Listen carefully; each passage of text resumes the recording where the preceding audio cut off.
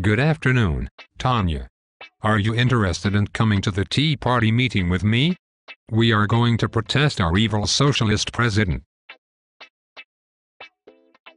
I don't think you understand what socialism really is. Socialism is a social and economic doctrine that calls for public rather than private ownership or control of property and natural resources.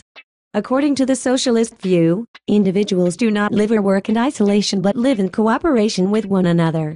Furthermore, everything that people produce is in some sense a social product, and everyone who contributes to the production of a good is entitled to a share in it.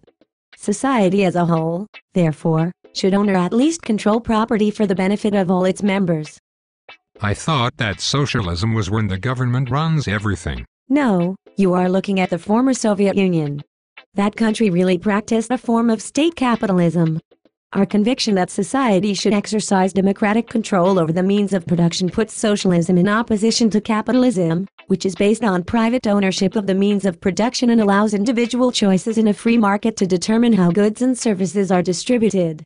We complain that capitalism necessarily leads to unfair and exploitative concentrations of wealth and power in the hands of the relative few who emerge victorious from free market competition. These people then use their wealth and power to reinforce their dominance in society. Mr. Obama, your president, has failed to put America back to work, and has prevented hiring with his excessive regulations. Now he has saddled us with debt and passed this Obamacare legislation. It is just too much. Actually, President Obama is part of the richest 1%. Since you think that I should support him simply because we share the same ethnic origin, should I suspect that you are a racist? Because such people are rich, they may choose where and how to live, and their choices in turn limit the options of the poor. As a result, terms such as individual freedom and equality of opportunity may be meaningful for capitalists but can only ring hollow for working people, who must do the capitalist's bidding if they are to survive. As we see it, true freedom and true equality require social control of the resources that provide the basis for prosperity in any society. There you go with your intellectual elitism. If you cannot have a beer with me or speak in words of 3 syllables or less, I just cannot relate. We are going to do away with this Obamacare business. I still don't understand. I gather that you have taken a dislike to the president's healthcare plan. Is that correct? Like I said, we have to condemn our evil socialist president and his death panels. Let's see now. The president's healthcare plan requires you to buy private health insurance, and this is socialist exactly how? Absolutely. I want him to get his government-run healthcare hands off my Medicare. I still don't understand.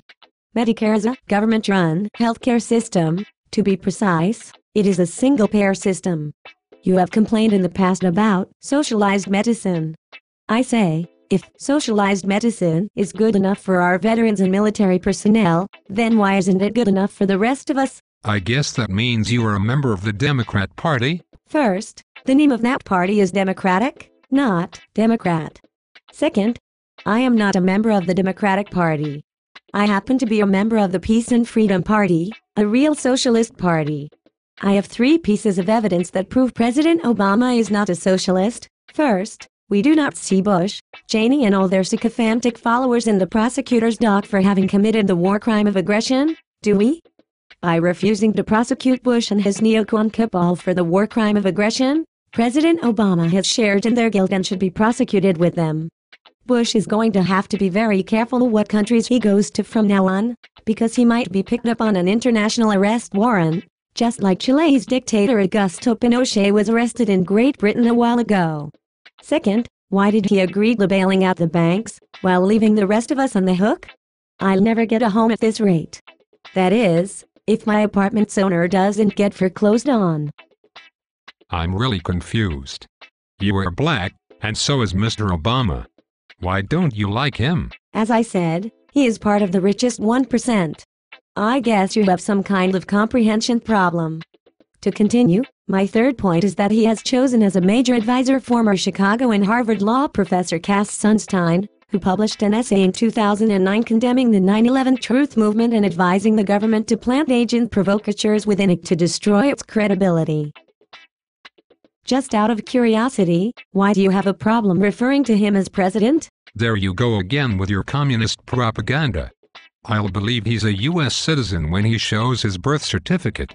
Why don't you find someplace else to work, like a commune? I'm sure you would be much happier there with all your labor bosses, socialists, liberals, communists, Nazis, anarchists and faggoty fellow travelers. First off, state labor law forbids you to discriminate against employees based upon their political beliefs. Second, I'll believe you are a citizen when you show your birth certificate. Third, are you aware that the democratic socialist parties of Europe, the organized labor movement, the queers, and the Jewish people, some of whom were in more than one category, were the most consistent opponents of both the Soviet Union and Nazi Germany during the 1930s and 40s, while all the so-called conservative movements of Europe brown-nosed Hitler and Mussolini? For example, in Norway during World War II it was the Labour government that took up residence in exile in Britain, while a former conservative war minister, Vidkun Quisling, became a byword for collaborator and traitor by forming a puppet government under the Nazis? I've been reading the Turner Diaries, and one of these days we will get even with all of America's enemies. Move on along, if you know what's good for you. Do you really think that you can get away with threatening me in the workplace?